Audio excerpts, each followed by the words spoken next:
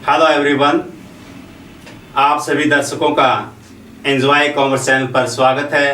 आज हम सुखी जीवन जीने का राज क्या है उसके ऊपर हम चर्चा करेंगे और ये चर्चा करने के लिए हमारे चैनल पर आज आए हैं डॉक्टर स्वरूप सैलानी जी।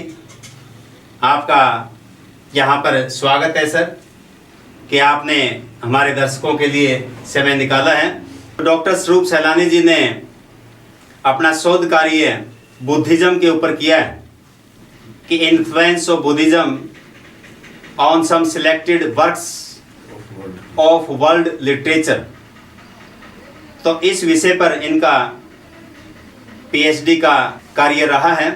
भारतीय विद्यापीठ ने आपको पीएचडी और डीलिट की डिग्रियों से विभूषित किए हैं और इसके साथ साथ आपको भारत गौरव और गोल्ड मेडल से भी अलंकृत किया है। आपने MA English, MA Hindi, MSCIT, MCIT के साथ साथ साहित्य रत्न, प्रभाकर और पीजीडीसीए की उपाधियां भी प्राप्त की। डॉक्टर स्वरूप सैलानी जी पेशे से एडवोकेट हैं, लेकिन स्वभाव से एक उच्च कोटि के साहित्यकार और आध्यात्मिक व्यक्ति। डॉक्टर स्वरूप सैलानी जी बहुआयामी व्यक्तित्व के धनी हैं। इन्होंने अपने जीवन में 7 पुस्तकें लिखी, जिनमें भागीरथी नामक प्रबंध काव्य मुख्य है। सैलानी जी के प्रारंभिक जीवन में अध्यापन कार्य किया है। 16 वर्ष तक इन्होंने विश्वविद्यालयों तथा केंद्रीय विद्यालयों में टीचिंग का कार्य किया है और इसके बाद 1984 से ये अपने वकालत के कार्य में संलग्न है। एक और ख़ास बात मैं इनके बारे में बताऊं कि 75 मैजिक ट्रिक्स के एक्सपर्ट हैं ये एक इनकी बहुत बड़ी बात मैं आपको बता रहा हूं। इसीलिए मैंने आपको बोला था कि डॉक्टर स्वरूप सैलानी जी बहुआयामी व्यक्तित्व के धनी हैं। डॉक्टर स्वरूप सैलानी के व्यक्तित्व और कृतित्व पर कुरुक्षेत्र विश्वविद्यालय कुरुक्षेत्र में एक शोध कार्य भी हुआ है और readers and writers society of India के द्वारा इनकी बायोग्राफी लिखी गई है, जिसका शीर्षक है फक्कड़ फकीर। बहुत ही अच्छा नाम आप सुन रहे हैं, फक्कड़ फकीर स्वरूप सैलानी। सबसे पहले एंजॉय कॉमर्स के दर्शकों के लिए एक विशेष सूचना मैं यहाँ रखना चाहता हूँ कि इस पूरे वीडियो में आपने एक शब्द ढूंढना है और वो शब्द हमने थंबनेल पर लिख दिया है और लिखकर उसको काट दिया है। ये बड़ा ध्यान से सुनने की बात है। उस शब्द को हमने थंबनेल पर लिख दिया है और लिखकर काट दिया है। आपने ये प्रयास करना है कि वो शब्द इस पूरे वीडियो में कहाँ पर है। अगर आप उस शब्द को ढूंढ लेते हैं तो आपको मिलेंगे पूरे 7 करोड़। सोचिए, जानिए और ढूंढिए। जैसे मैंने आपको बताया कि सैलानी साहब ने अपना पीएचडी का टॉपिक है वो बुद्धिज्म के ऊपर रखा है, तो हम सर से पूछना चाहेंगे कि ये प्रेरणा आपको कहाँ से मिली और आपने ये टॉपिक क्यों चुना? इत्तेफाक ये है कि जब मैं क्लास 4 का विद्यार्थी था तो मुझे इस बात ने प्रभावित किया महात्मा बुद्ध की कि उसने अपने राजपाट को छोड़ करके, राजशाही घर बार को छोड़ करके वो जंगलों की तरफ चला गया और मुझे ये एहसास हुआ और मुझे ये बात महसूस हुई कि आखिर कुछ तो ऐसा है जो कि प्रकृति के अंदर है और उसने प्रकृति के अंदर जा कर के अपने प्रयासों से एक ऐसी खोज की जो आज वैज्ञानिक दृष्टिकोण का आधार बनता है। और ये इत्तेफाक ही है कि जिसको मैंने बचपन में ऐसी अपनी नज़रों से देखा बुद्धा को, और उसी पर आकर के 73 वर्ष की उम्र के अंदर आके मुझको इसकी रिसर्च करनी पड़ी और वो मैंने की। बहुत ही बढ़िया सैलानी साहब ने ये जवाब दिया कि वैज्ञानिक दृष्टिकोण के कारण ही इन्होंने पीएचडी में अपना टॉपिक बुद्धिज्म के ऊपर चुना। और किन से आपको प्रेरणा मिली। जैसा आपने बताया कि बौद्ध दर्शन हमें वैज्ञानिक दृष्टिकोण सिखाता है, काज एंड इफेक्ट रिलेशनशिप के बारे में बताता है, कारण और परिणाम संबंध के बारे में बताता है। तो आज के संदर्भ में हम आपसे पूछना चाहेंगे कि आज के संदर्भ में कितना सार्थक है, इसके बारे में थोड़ा संक्षेप में आप बताएं। वैज्ञानिक दृष्टिकोण ये है कि जितना भी बौद्ध दर्शन के सिद्धांत हैं, जितनी भी चीज़ें हैं, वो सारी की सारी वैज्ञानिक तथ्यों के ऊपर, वैज्ञानिक दृष्टिकोण के ऊपर आधारित है। बिल्कुल सही सर ने जवाब दिया है कि जितना भी बौद्ध दर्शन में आप लिटरेचर पढ़ेंगे, पूरा का पूरा लिटरेचर में आप देखेंगे कि वैज्ञानिक दृष्टिकोण ही उभर कर आता है और आज के संदर्भ में ये बिल्कुल सटीक बैठता है। तो सैलानी साहब से हम ये पूछना चाहेंगे, ये डिस्कस करना चाहते हैं कि जब जब उस परम सत्ता को नाम देने की बात आई, तब तब प्रकृति को याद किया गया है। भगवान शब्द की उत्पत्ति भी भूमि से भय शब्द लिया गया है, गगन से गय शब्द लिया गया है, वायु से वै शब्द लिया गया है, अग्नि से ऐ शब्द लिया गया है और नीर से नय शब्द लिया गया है। इन सभी के मेल से भगवान शब्द यहाँ पर बनकर सामने आया है और समय बीतने के साथ साथ लोगों ने इसे अपना आस्था का प्रतीक बनाया और प्रतीक बनाने के ढंग उनके क्षेत्र के अनुसार, उनके रीति रिवाज के अनुसार, उनके प्रचलनों के अनुसार अलग अलग से विकसित हो गए। जैसे ही एक बच्चा गांव में या शहर में पैदा होता है तो उसे बता दिया जाता है कि आपने इस प्रकार से पूजा करनी है, इस प्रकार के आपके विश्वास हैं, इस प्रकार के आपके अंधविश्वास हैं, इस प्रकार की आपकी आस्था है। उस बच्चे को सिर्फ उन्हीं बातों पर चलना होता है। उसे डराया भी जाता है और उसे धमकाया भी जाता है। पुरातात्विक साक्ष्य कितने वहाँ पर उपलब्ध रहते हैं, ये एक अलग बात है और आस्था और अंधविश्वास बिल्कुल एक अलग बात है। हम जो है यहाँ पर जो आगे डिस्कस करना चाहते हैं सैलानी साहब से, वो ये डिस्कस करना चाहते हैं कि बोधि वृक्ष के नीचे सिद्धार्थ गौतम को सम्यक ज्ञान से साक्षात्कार हुआ और वो गौतम बुद्ध कहलाए। तो मैं मुख्य रूप से यहाँ पर पूछना चाहता हूँ कि गौतम बुद्ध को तथागत क्यों कहा जाता है? आगत आए, गत गए, तथागत जहाँ से आए वहाँ गए। तो इस तरह से इसका अर्थ मैं एक शाब्दिक अर्थ निकालने का प्रयास कर रहा हूँ, लेकिन इसके पीछे कारण क्या रहे कि उनको तथागत कहा गया? क्या बुद्ध शब्द उसके लिए सफिशिएंट पर्याप्त था? ये मैं सैलानी साहब से, हमारा दर्शकों की तरफ से एक जो है प्रश्न यहाँ पर बनता है, तो उनकी कारणों के बारे में बताने का प्रयास करें। इस प्रश्न को समझने के लिए थोड़ा सा हमें और गहराई से समझने की कोशिश करनी पड़ेगी। बुद्ध एक स्टेज है, अंतिम स्टेज जिसको हम कहते हैं दर्शन पाना। गौतम बुद्ध, सिद्धार्थ या गौतम बुद्ध उस वक्त बना जब उसने निर्वाण प्राप्त कर लिया, और निर्वाण प्राप्त करने के बाद ही वो गौतम बुद्ध कहलाया। तथागत एक ऐसा शब्द है और एक ऐसा तथ्य है जिसका अर्थ ये है कि जो जहाँ से आया वो वहाँ वापस चला गया। इसके दो पहलू हैं। एक तो जिन एलिमेंट्स से, जिन तत्वों से शरीर बना है, आकाश, पृथ्वी, जल, वायु इत्यादि, जो जहाँ से जो एलिमेंट था वो वापस चला गया। एक तो इसका ये अर्थ है। दूसरा अर्थ आध्यात्मिक तौर पर ये है कि इस शरीर के अंदर जो जीवन की पावर, जो जीवन नाम की एक ताकत है, जो जीवन शक्ति है, जो इसमें आई वो यहाँ से निकल के चली गई। इसका ही अर्थ तथागत है। शरीर के साथ ये बात लागू होती है और शरीर के अंदर जो एक महाशक्ति का एक अंश है वो वापस चला गया। इसको तथागत कहा गया है बौद्ध दर्शन के अंदर। बहुत ही बढ़िया सर ने ये एक्सप्लेनेशन दी है, तथागत के पहलुओं के बारे में बताया है। अब हमारे दर्शकों की उत्सुकता यहाँ पर बढ़ जाती है। हम ये सैलानी साहब से मुख्य रूप से पूछना चाहते हैं कि बौद्ध दर्शन गौतम बुद्ध से शुरू हुआ, या मैं कहूँ कि ये तो वैज्ञानिक दृष्टिकोण है, ये बुद्ध से पहले भी अस्तित्व में था।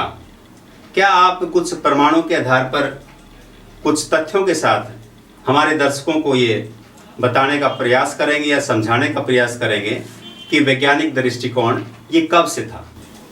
बुद्ध से पहले भी बहुत सारे बुद्ध हो चुके हैं, और सिद्धार्थ गौतम बुद्ध से पहले इसका पूर्व जन्म में इसका नाम सुमेध था, और दीपांकर नाम के एक बुद्ध से उन्होंने प्रेरणा ली थी, और प्रेरणा लेने के बाद ये इस दुनिया में आए और आकर के इन्होंने बुद्ध दर्शन को जो ना रिवाइव किया।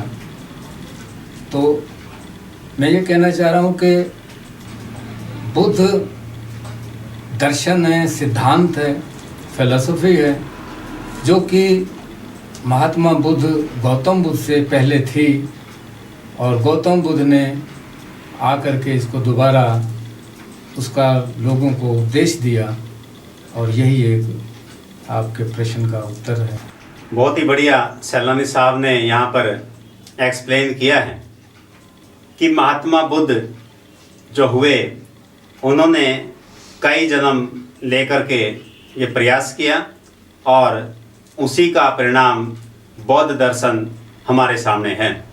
और अब हम सैलानी साहब से ये डिस्कस करना चाहते हैं कि बौद्ध दर्शन के जो मुख्य स्तंभ हैं, जो इसके सिद्धांत हैं, उनके बारे में हमारे दर्शकों को यहाँ पर बिल्कुल सरल शब्दों में समझाने का और बताने का प्रयास करें सैलानी साहब।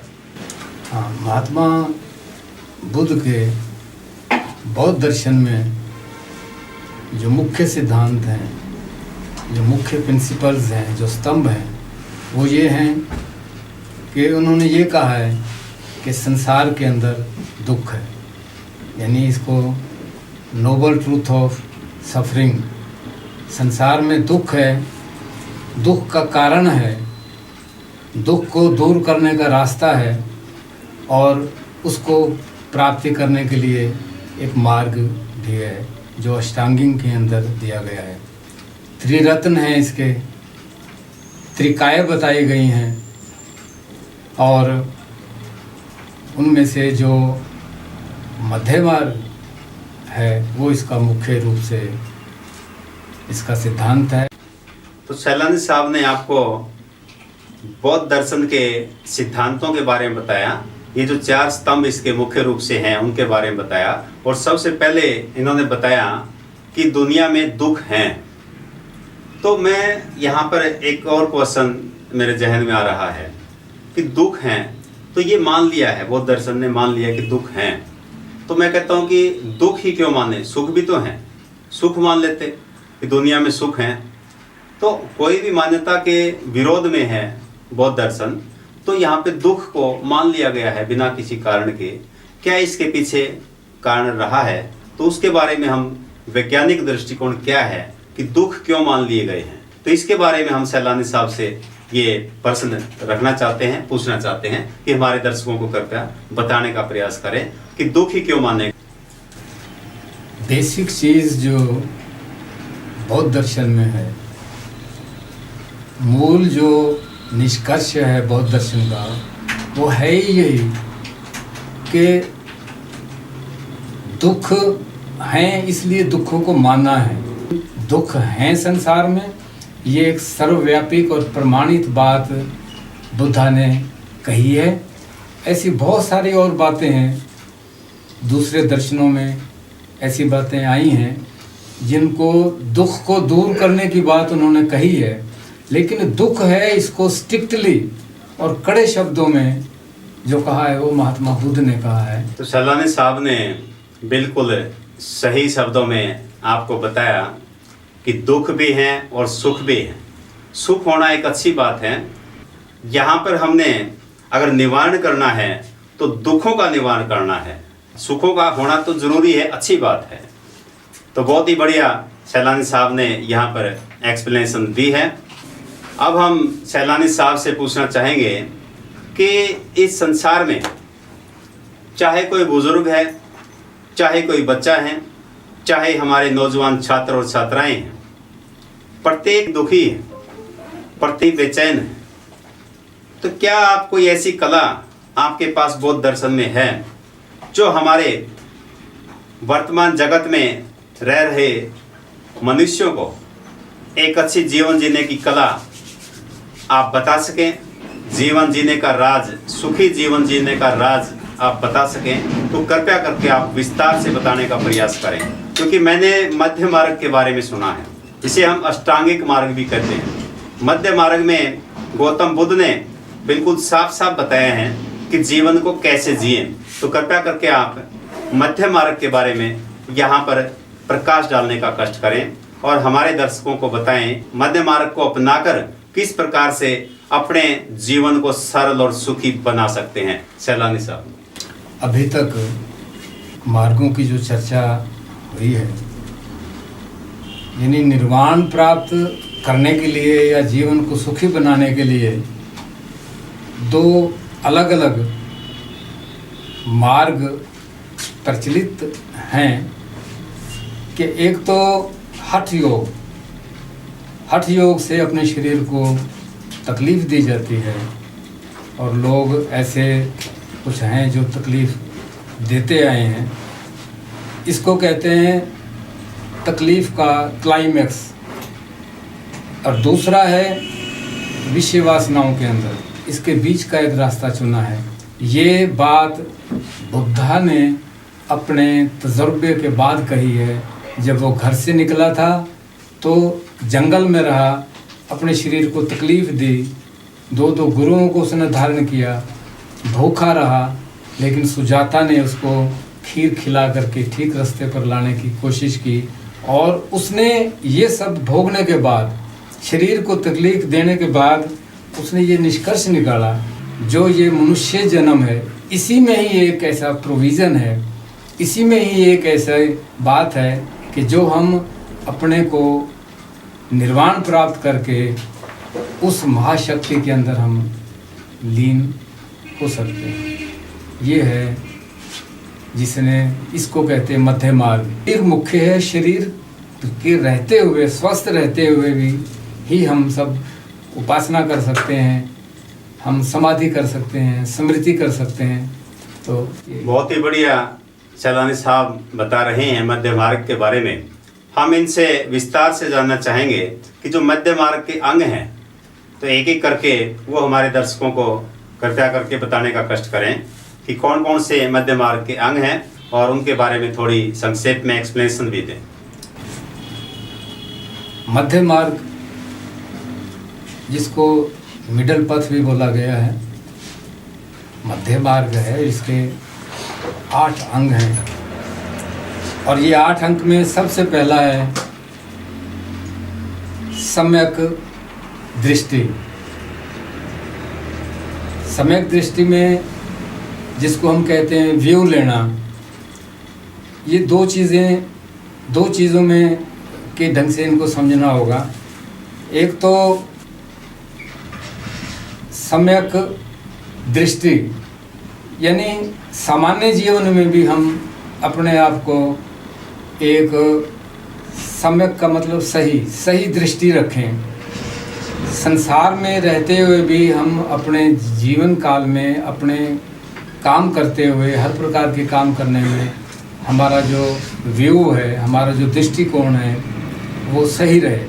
एक तो ये बात टेक्निकली। दूसरी ये है कि जब हम निर्वाण प्राप्ति के रास्ते पर आते हैं तो टेक्निकली उसके अंदर भी हमारा आउटलुक जो है, हमारा व्यू जो है, वो क्लियर होना चाहिए, वो बिल्कुल सही होना चाहिए। और उसके बाद बाकी के जो जितने भी 7 अंग हैं वो भी इसी पर डिपेंड करते हैं। और दूसरा जो है इसका है राइट इंटेंशन, क्योंकि राइट व्यू को के बाद राइट इंटेंशन आती है, सम्यक संकल्प। समय के संकल्प आता है। अगर संकल्प हमारा अगर ठीक है तो हम आगे बढ़ सकते हैं। इसलिए ये दो अंग जो हैं, राइट व्यू और राइट इंटेंशन, इंटरकनेक्टेड भी हैं और एक दूसरे को सपोर्ट भी देते हैं। तीसरा अंग है राइट स्पीच, यानी सम्यक वाक। हमारा इससे पहले दो जो हैं वो हैं, तो ये उन पर डिपेंड करता है कि हमारी राइट स्पीच हो, बोलचाल बिल्कुल सही हो, भाषा बिल्कुल सही हो। और टेक्निकली भी क्या है कि जब हम अपने समाधि में बैठे हैं तो उस वक्त भी जो हम उपलब्ध करें उसकी राइट स्पीच हो, उसका सम्यक वाक हो। मध्य मार्ग का चौथा अंग है राइट एक्शन, यानी पीछे हमने जो कुछ इंटेंशन ठीक है, व्यू ठीक है, तो उसके बाद हमारा एक्शन भी सही होना चाहिए, हमारे कर्म भी सही होने चाहिए। और जब हम अपने उपवास में बैठते हैं तो हमें जो इसको राइट एक्शन होने चाहिए, यानी हमारे कर्म भी शुद्ध हों, कर्म भी अच्छे हों, तभी हम मध्य मार्ग में चल करके जीवन को सुखी बना सकते हैं। पांचवा अंग जो है हमारा रहन सहन जो है, जीवन शैली जो है, वो लिवलीहुड वो भी साधारण होनी चाहिए। हम जो अर्न करते हैं वो भी अच्छे साधनों से होनी चाहिए और सिंपल सादा जीवन हो तो ही हम सुख प्राप्ति कर सकते हैं। जितनी ज़्यादा इच्छाएं। तो सर ने राइट लिवलीहुड के बारे में बताया है, सम्यक जीवन के बारे में आपको बताया है। और जो नेक्स्ट अंग इसका मध्य मार्ग का है या अष्टांगिक मार्ग का कहिए, वो जो है उसके बारे में आप बताएं सर। छठा अंग है राइट एफर्ट्स, यानी सम्यक प्रयास।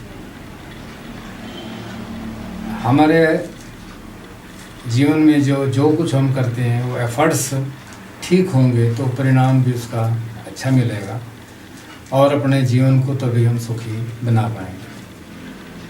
और एफर्ट्स होने से ही हम अपने शरीर में ध्यान को एकाग्र कर सकते हैं और एकाग्रता के लिए एफर्ट्स ज़रूरी हैं और शरीर में व्यायाम की अति आवश्यकता है। अष्टांगिक मध्य मार्ग का 7वां पॉइंट है राइट माइंडफुलनेस, सम्यक स्मृति। सम्यक स्मृति का अर्थ है एकाग्रता को किस प्रकार विकसित किया जाए कि हम सत्य का साक्षात्कार कर सकें। सम्यक स्मृति के अभ्यास का अर्थ है अपना ध्यान पूरी तरह वर्तमान स्थिर करना, यानी मन को ऐसी जागृत अवस्था में लाना कि वह जो कुछ वर्तमान में यहाँ और अभी है उसे यथावत रूप से जान लें और आत्मसात कर लें, चाहे वो हमारी देह, हमारी भावनाएं हों या हमारा मन तथा मन के विषय हों। सम्यक स्मृति अष्टांगिक मार्ग के अन्य सभी अभ्यासों में सहायक है, तो विशेष रूप से सम्यक स्मृति की गहरी अवस्था ही है जो समाधि की अवस्था प्राप्त करने का आधार बनती है। और अष्टांगिक मार्ग का 8वां अंग है समाधि। निर्वाणवाद की प्राप्ति की ओर ले जाने वाला सर्वोच्च ज्ञान समाधि द्वारा ही प्राप्त होता है और समाधि की अवस्था प्राप्त करने के लिए शील तथा संयम द्वारा मन को पवित्र बनाना आवश्यक है। जिज्ञासु पहले अपने अंदर शील को विकसित करते हैं, फिर एकाग्रचित होने का प्रयास करते हैं, जिसके द्वारा ज्ञान तथा अंतर्बोध प्राप्त होता है। पूर्ण ज्ञान प्राप्त करके वे परम निर्वाण पद को प्राप्त करते हैं। गीता में भी कृष्ण ने अर्जुन के कर्म की महिमा के बारे में बताया है। जितने भी महान आध्यात्मिक व्यक्ति हुए हैं, उन्होंने कर्म पर जोर दिया है। हमारे जैसे कर्म होंगे, जिस प्रकार से हम कर्म करेंगे उनका हमारे को फल मिलेगा। सही कर्म को करके हम समाज में हर काम कर सकते हैं और अपने जीवन को सुखी बना सकते हैं। बहुत ही बढ़िया सैलानी साहब ने ये जवाब दिया। कृष्ण ने गीता में कर्म की महिमा के बारे में बताया है कि कर्म कर तो कर्म पर ध्यान रख। ठीक इसी प्रकार से कबीर ने, सूरदास ने, गुरु नानक ने, महावीर ने, तुलसीदास ने, ओशो रजनीश ने, श्री श्री रविशंकर ने, स्वामी रामदेव ने, सभी ने कर्म पर ध्यान देने के लिए बोला है। पुरुषोत्तम श्री राम ने, यहाँ तक कि रावण ने भी ध्यान की महिमा पर जो है लोगों को संदेश दिया है। तो बौद्ध दर्शन में ध्यान के ऊपर क्या कुछ लिटरेचर है, क्या कुछ उसमें बताया गया है? कृपया करके ध्यान की महिमा बौद्ध दर्शन में क्या है, हमारे दर्शकों को बताने का प्रयास करें। बौद्ध दर्शन में महात्मा बुद्ध ने ध्यान के ऊपर जोर दिया है। ध्यान भी एक क्रिया है, कर्म की बहुत सारी महिमा बताई गई है और कर्म के द्वारा ही बौद्ध दर्शन ने या महात्मा बुद्ध ने जीवन के सुख के नियमों की प्राप्ति की है। और जैसे आपने बताया कि और बहुत सारे महान व्यक्तियों ने भी कर्म पर जोर दिया। कृष्ण ने भी यही बात कही, कबीर ने भी कही और जितने भी महान व्यक्ति हुए, गुरु नानक ने भी कही, ईसा मसीह ने भी यही कही। कर्म से ही जीवन का महत्व है और बौद्ध दर्शन में भी कर्म को एक बहुत अहम और बहुत मुख्य बात मानी गई। बहुत ही बढ़िया सैलानी साहब ने कर्म के बारे में यहाँ पर बताया है। आपको दीपक भव, अपना दीपक स्वयं बने, ये भगवान बुद्ध ने बोला है। वैसे भी हम देखते हैं स्वस्थ शब्द का अर्थ आप देखते हैं स्व में स्थित। जो व्यक्ति स्व में स्थित है वो स्वस्थ है। तो स्थिरता, विचारों की स्थिरता यहाँ पर महत्व रखती है। तो अस्थिरता विचलन की तरफ लेकर जाती है। तो मैं सैलानी साहब आपसे पूछना चाहूँगा कि बौद्ध दर्शन में आपो दीपो भव की बात बताई गई है, तो इसकी सार्थकता कहाँ तक रहती है कि कोई भी मनुष्य है, सबसे पहले तो उसको खुद का अपना मान सम्मान करना चाहिए। जैसा भी वो है, जो भी वो है, उसको उसने स्वीकार करके फिर आगे बढ़ना होगा, तभी लोग उसको स्वीकार करेंगे। तो इसके बारे में आप जो है अपने बौद्ध दर्शन के साथ जोड़ते हुए अपने विचार यहाँ पर रखने का कष्ट करें। आपने अपने प्रश्न का उत्तर स्वयं ही दे दिया है और यही बात बौद्ध दर्शन में है। पहले महात्मा बुद्ध ने या गौतम बुद्ध ने ज्ञान प्राप्त किया। उस ज्ञान प्राप्त करने के बाद अपने आप को सक्षम बनाया और फिर वो उन नियमों का, उस उपदेशों का सामान्य लोगों में प्रचार किया। यानी ये बात आपो दीपो भव बौद्ध दर्शन में, जैसे आपने कहा, वो भी शामिल है। बहुत ही बढ़िया आपने इसका एक्सप्लेनेशन दिया है। तो गौतम बुद्ध ने जो कुछ जानने योग्य था उन्होंने उसको जाना, जो कुछ सोचने योग्य था उन्होंने उसको सोचा और जो कुछ करने योग्य था उन्होंने उसको किया, जो देखने योग्य था उन्होंने उसको देखा। यानी कि गौतम बुद्ध के ज्ञान से परे कुछ भी नहीं है कि उन्होंने सत्य से साक्षात्कार किया। जो जगत में है उसको उन्होंने पूर्ण रूप से पहले जाना और फिर जो है सामान्य पब्लिक को उन्होंने बताया।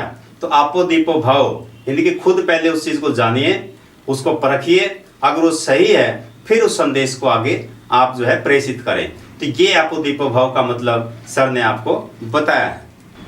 सैलानी साहब, हमारे जहन में एक और प्रश्न यहाँ पर पैदा हो रहा है कि आज पूरी दुनिया कोरोना की महामारी से पीड़ित है, उसका सामना उसे करना पड़ रहा है। तो क्या हमारा बौद्ध दर्शन, जो वैज्ञानिक दृष्टिकोण जिसे आप कहते हैं, क्या ये दर्शन इस महामारी से हमें उबार पाएगा, इस दुनिया को इससे निकाल पाएगा? तो इसके बारे में थोड़ा सा आप जो है प्रकाश डालने का कष्ट करें। देखिए, बौद्ध दर्शन पूरी तरह से प्रकृति के नियमों पर निर्भर है। इसके अलावा जो प्रिकॉशंस हैं, 2 गज की डिस्टेंसिंग, मास्क लगाना, ये इस बात को प्रमाणित करता है कि प्रकृति के नियमों को अगर हम अपनाते हैं तो हम कोरोना से भी जीत जाएंगे। बहुत ही बढ़िया आपने जानकारी दी है। तो कहीं ना कहीं मैं समझता हूँ कि जो कोरोना महामारी यहाँ पर पूरे वर्ल्ड में देखने को मिल रही है, उसका कारण मैं इसके पीछे जो मानता हूँ कि जो मनुष्य है, मनुष्य प्रकृति के साथ छेड़छाड़ कर रहा है, और ये छेड़छाड़ है वो हद से कुछ ज़्यादा ही बढ़ गई है। तो यही कारण है कि कोरोना जैसी महामारी हमें देखने को मिली है। तो क्या इसके बारे में बुद्धिज्म या बौद्ध दर्शन इसके बारे में क्या बताता है? पेड़ पौधों का संरक्षण देना है, उसी से ही ये कोरोना जैसी भयानक जो बीमारी है उससे हम छुटकारा पा सकते हैं। तो बहुत ही बढ़िया सर ने यहाँ पर जानकारी दी है। तो सैलानी साहब ने पर्यावरण संरक्षण के बारे में बताया है कि जो प्रकृति है वो प्रकृति परिवर्तनशील है, चेंज इज कांस्टेंट। तो हर क्षण, हर सेकंड में या माइक्रो सेकंड में बोलिए, वो परिवर्तन जो है आता रहता है। विचारों में भी ऐसे परिवर्तन आता है, इच्छाएं भी जो है वो प्रभावित होती रहती हैं। तो मैं यहाँ पर जो प्रश्न हमारा है दर्शकों का वो ये है कि हमारे अंदर जो इच्छाएं बलवती होती हैं, किस प्रकार से हम उनको कंट्रोल करें, किस प्रकार से हम उनको नियंत्रण में रखें, किस प्रकार से एक समर्पण भाव में, एक धन्यवाद भाव में किस प्रकार से हम जिए। क्या ये समर्पण भाव, धन्यवाद भाव पैदा किया जा सकता है या अपने आप ये जो है पैदा होता है? तो इसके बारे में थोड़ा सा जो बौद्ध दर्शन है उसका क्या विचार यहाँ पर है, इसके बारे में बताने का कष्ट करें। बौद्ध दर्शन में ये बात सामने आती है कि इच्छाएं हमारी जितनी कम होंगी उतना ही हमारा समर्पण भाव बढ़ेगा। बहुत ही बढ़िया। और समर्पण भाव बढ़ने से ही हम अच्छे अच्छे कार्यों को कर पाएंगे, और जो इच्छाएं हैं वो हमारे को कम करनी पड़ेंगी, वो भी एक दुखों का कारण है। बहुत ही बढ़िया सर ने बताया है कि इच्छाएं ही दुखों का कारण है। अगर हम इच्छाओं को छोड़ देते हैं और कर्म पर अपना ध्यान लगा लेते हैं, कर्म को हम एफिशिएंटली, परफेक्शन के साथ उसको हम करते हैं, बढ़िया परफॉर्म करते हैं, तो मैं निश्चित तौर से कह सकता हूं कि आपका जीवन बिल्कुल सरल हो जाएगा, वो सुखी हो जाएगा। तो सैलानी साहब का यहाँ एंजॉय कॉमर्स चैनल पर एंजॉय कॉमर्स के दर्शकों से रूबरू होने के लिए, समय देने के लिए मैं इनका आभारी हूँ। हृदय की गहराइयों से इनका मैं धन्यवाद करना चाहता हूँ। धन्यवाद।